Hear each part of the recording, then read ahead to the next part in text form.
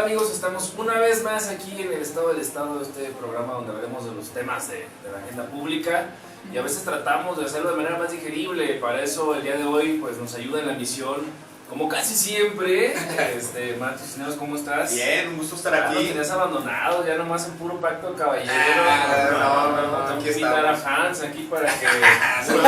que venga otra vez. Y bueno, tenemos el honor de contar con la presencia de Fernando Nájera, ambos colegas de políticos, ambos contemporáneos, y nos acompaña aquí. Fernando, ¿cómo estás? Muchas gracias aquí por el espacio, pura celebridad aquí por lo que veo. Politólogos distinguidos, politólogos ustedes distinguidos. Se va a armar bien la debatinga sobre un tema interesante, ¿no, mi Oscar? Politólogos distinguidos y yo, ¿no? Aquí vimos la necesidad de grabar este tema. La verdad es que hay una relevancia alrededor de todo esto porque hay muchas connotaciones. Hay algunos que hablan sobre el revanchismo político, otros incluso dicen que puede sonar hasta como un malagradecimiento porque fue lo que catapultó la campaña o la figura política que capitalizó uno que llegó a ser presidente. Pero bueno, esos temas los vamos a tratar aquí. Todo gira en torno a la detención de Murillo Karam. No sé si recuerdan quién era y si no, ¿quién nos quiere dar el contexto? Era el Procurador General de la República, el encargado de dar seguimiento a carpetas de investigación, a procesos penales, y en este caso él fue uno de los encargados de seguir la llamada verdad histórica sobre el caso Ayotzinapa, sobre el caso de 43 estudiantes desaparecidos, y es detenido justamente el día de ayer o antier, dependiendo de qué día salga este programa, pero llama mucho la atención porque a mí en lo personal me llamó mucho la atención la jornada y su titular en primera plana donde dice se descubre la verdad histórica. No, se cierra la verdad histórica y fue crimen de Estado. Claro. Es decir, ya están dando carpetazo al asunto y dicen fue un crimen de Estado.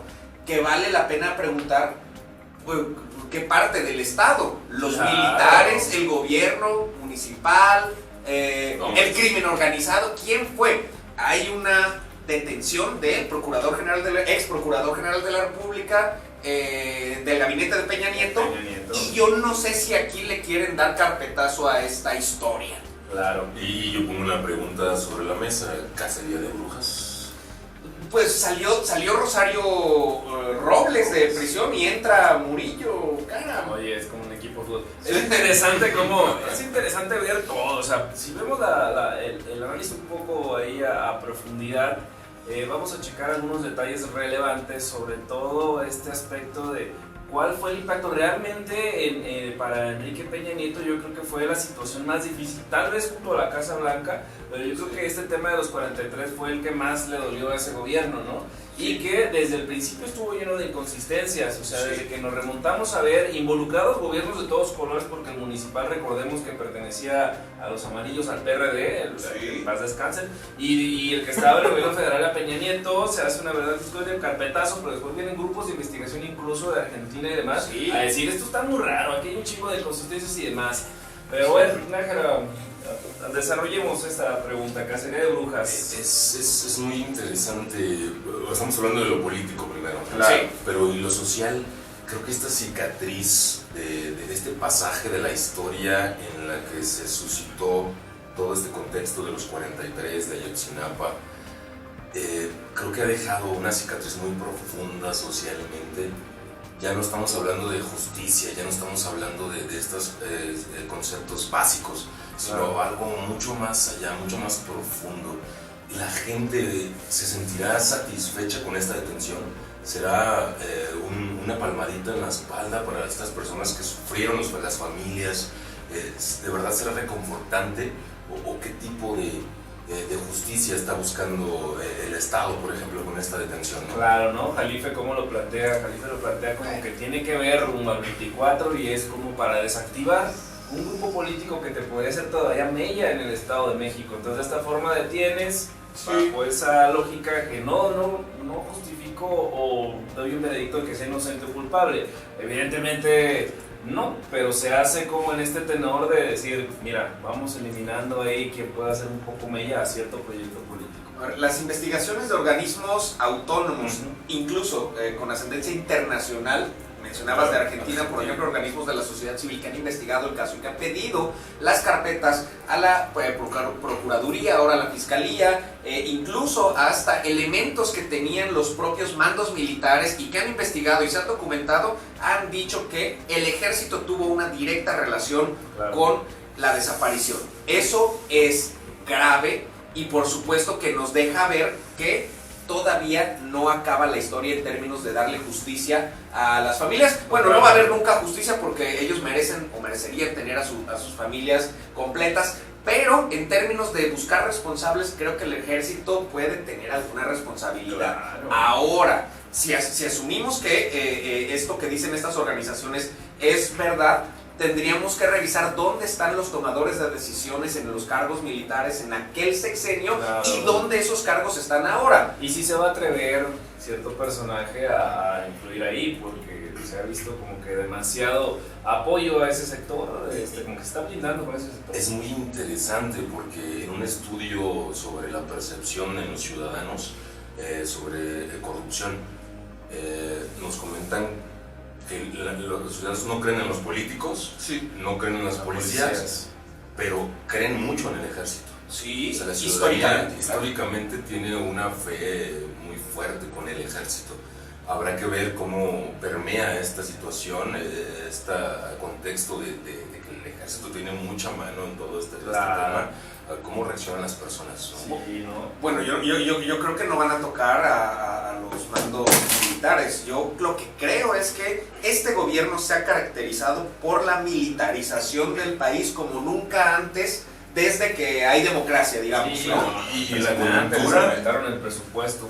Ahora, no, pero recordemos nada más que se intentaba procesar una reforma para permitir que la Guardia Nacional perteneciera a la Sedena. El resultado electoral del 2021 no le da la mayoría absoluta al partido del presidente de la República, por lo cual no procedería o no pasaría esta reforma. Y lo que deciden es, a partir de un decreto de otra figura jurídica, hacer que la Guardia Nacional pase en la práctica y de manera administrativa a la Sedena, es decir, militarizar todavía más estos mandos que se supone que deben de ser civiles. ¿Qué es lo que estamos viendo con las prácticas de este gobierno? Pues evidentemente hacer una, no sé si sea la palabra correcta, un amaciato, pero una fusión entre el gobierno, las estructuras gubernamentales y el ejército. Que está la Guardia Nacional realizando obras para el Tren Maya, que están los militares o la Sedena bajando gatitos de los árboles, o sea... van a mandar a 10 de la Guardia Nacional Mundial para que cuiden a los armados, van a quedar 80,000 personas. Entonces por eso y concluyo que no veo cómo puedan tocar en términos de la investigación a posibles vinculados con lo de Ayotzinapa. Y es bien interesante porque así como el poder se divide ejecutivo, legislativo, judicial, regularmente los que están en el foco ejecutivo y legislativo, claro. El judicial lo conocemos muy bien. Son los que votas a final de cuentas, sí, ¿no? Exactamente, y en ese contexto el ejército en lo personal conozco poco. Y un poder fáctico históricamente hablando, ¿no? Y que había influido. Lázaro Cárdenas estará enojado ahorita con lo que está haciendo Andrés Manuel, que se dice izquierda. Sí. Y luego veo yo una cosa demasiado preocupante, aunado a lo que tú dices, y que va incluso contra los principios democráticos de esta nación. De por sí hay un desencantamiento de la política, ¿no? Y luego te das cuenta de este cochinero de cómo se pretendió ocultar algo con el argumento de fue el crimen organizado, ¿no? Fueron los rojos en aquel momento, ¿no? Y ya el veredicto ya se cerró. ¿Cuántos casos no ha habido en el Estado mexicano que te los pueden fundamentar con eso, ¿no? Entonces el ciudadano dice, qué desencantado estoy, y después ves que la opción, como tú bien lo planteas, que debería ser la chida, pues no está bien porque está coludida o está metida ya en esa temática. No vemos lo que pasó con Gutiérrez Rebollo por ahí de los 90s, donde vimos claramente que sí se infiltraba o que sí estaba infiltrado. Cosas por demás preocupantes, ¿no? Y en lo político ya lo vemos, pero... Es muy delicado porque el ejército tiene su propio sistema de justicia, claro, para comenzar. No es que podamos meter a juicio Tienen que pasar circunstancias todavía. Sí. Pero nada en contra del ejército, todo No, bien. no, Eso sí, estamos bien. Es mero análisis objetivo. Sí, análisis político, social, Claro, ¿no? en términos de... Qué doloroso que la justicia entonces, bajo la lógica de lo que planteaban, qué doloroso que la justicia después se torne una cuestión política, ¿no? Y no una cuestión de justicia real, sino por un interés que le quieren sacar una utilidad electoral. Peligroso, ¿no? Pone que sí fue culpable, pero ¿por qué se da hasta ahorita, no? En Ahora, esta situación. ¿te parece que están queriendo sacarle raja electoral a este caso? Yo creo que no hay una sola acción que haga el gobierno que no vaya enfocada a sacarle una raja electoral. Todos los días, en cada Todos los días, mañana, fíjate, eso fue en Guerrero, bro. Guerrero estuvo en el ojo del huracán por el que iba a ser el candidato que después no lo fue y dejó a su hija, ¿no? Y en esos esquemas era el voto de poder y control que tenían ellos y no se tocó absolutamente nada. Fue en Guerrero, ¿verdad? Fue en Guerrero y no están involucrados. Y fue la izquierda de Guerrero, bro. Sí. Es delicado. Creo que cabe la pregunta para la reflexión. ¿Será pertinente transparentar estos sistemas bélicos del ejército? Debería. ¿Creen que fuera pertinente? Es decir, Tu pregunta es, ¿estamos listos para conocer las verdades oscuras? Claro, ¿no? Pues cualquier ciudadano Oye, tendría pero el pleno uso de sus derechos, te diría, pues sí, sí, quiero sí, saber, ¿no? Digo, antes de... Pero el sistema se sostendría. ¿Qué preguntas, verdad? Pero también qué necesidad tras una democracia en ocultar estas cosas, ¿no? Ocultar cosas cuando se le saca raja política. Sí, O sea, la intención, o sea, lo voy a decir con estas palabras y espero ningún espejista se enoje, pero este caso lo aprovecharon demasiado la oposición en su momento y se agarraron de él para estar golpeando por todos lados a quienes estaban al poder. Tenemos declaraciones de Andrés Manuel quejándose del ejército Claro, antes de ser presidente. Claro, que no se ha visto porque la oposición no ha trabajado de esa forma en estos tiempos, pero es como si te agarraran a los fusilados de Guanajuato, no me acuerdo en qué estado fue, ¿no? O sea, es algo sumamente delicado y peligroso porque la única función del Estado es otorgar seguridad y en esos casos ves que se vulnera y dices, los gobiernos traen otros intereses. El ejército como herramienta para velar este Estado de Derecho. Sí, bueno, que fue una estrategia eventualmente y hasta de otros gobiernos sacar al ejército porque las policías municipales y estatales no tenían la posibilidad de salvaguardar la seguridad que se supone que es lo primero que garantizar el Estado. Les quitas el fortacepe y demás, pero bueno. Exactamente, es una historia, güey. O sea, es que va encaminado a empoderarlos más, güey. Si te pones a hacer un análisis, dices, sospechoso, creo que lleva una intención ahí. Ahora con la de la Guardia Nacional lleva una intención, lleva una jiribilla. Pues por supuesto, o sea, tú dices, a ver, tengo recurso como gobernante, ¿y a quién le doy más dinero? ¿A los policías, a los federales, a los estatales o al ejército? Y deciden darle al ejército. Que ya le diste las aduanas también, previamente. Las aduanas, sí. Que hicieron las obras públicas más importantes, te las están haciendo. 78% de adjudicaciones directas en obras al ejército en este sexenio. O sea, sí me explico, hay una clara estrategia para robustecer. Que tiene sentido ¿Político? Político y de Estado, es decir, de Estado, ¿sí? la esencia del pacto social es salvaguardar esta integridad, esta seguridad del ciudadano, ¿no? Pero no es mejor mejorar las municipales. Claro, no sería mejor empoderar al ciudadano, no empoderar al que cuida al ciudadano. No, sería mejor que nadie delinquiera, ¿no? Y que todos... Claro. Pero bueno, nos estamos extendiendo de más. Yo nomás quisiera, pues para cerrar este bloque, porque ella nos está presionando hasta que le Gracias, el ejército. gracias. ¿Cómo la va a hacer? Gracias. Concluimos algunas conclusiones que vengan aparte de esta reflexión, porque si no nos vamos todo el día. Pues, muy breve, creo que tenemos que empezar a repensar lo que es el Estado como gobierno, como sociedad, como instituciones públicas que tienen que salvaguardar lo principal y lo más esencial, que es la seguridad, la integridad. Por supuesto que tiene que haber un nuevo pacto social, y yo no sé si un nuevo pacto social tenga que transitar necesariamente en la conformación de una nueva constitución, de una nueva legislación, de un nuevo modelo que te sirva y que te funcione, porque yo creo que el modelo imperante hasta ahora no está funcionando, es decir, no es funcional, y no es funcional porque no te puede garantizar lo más básico, ¿no? Ya no estamos hablando de cuestiones secundarias que de hecho son primarias, como los servicios básicos, agua, luz, etcétera, luz a propósito de la CFE, en fin, pero la seguridad, la salvaguarda de tu vida creo que es básica y necesitamos idear o pensar en un nuevo modelo, y ese modelo solo se puede pensar en colectivo, ¿no? Y en colectivo, en democracia. Totalmente. Conciencia colectiva.